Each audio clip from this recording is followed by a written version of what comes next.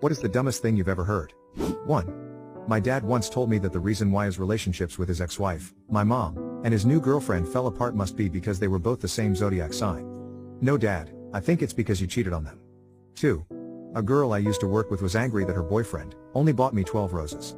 He wouldn't even go all out for a dozen. What a jerk. 3.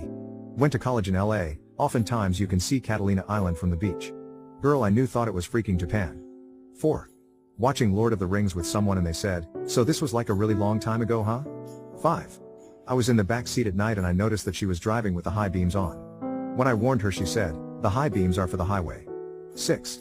My aunt said Dutch people are from Denmark. I told her people from Denmark are Danish. The Dutch are from the Netherlands.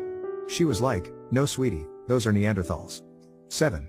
Heard a woman talking about how she had just been to Morocco and how amazing it was. She then immediately started talking about how she had never been to Africa, but would love to.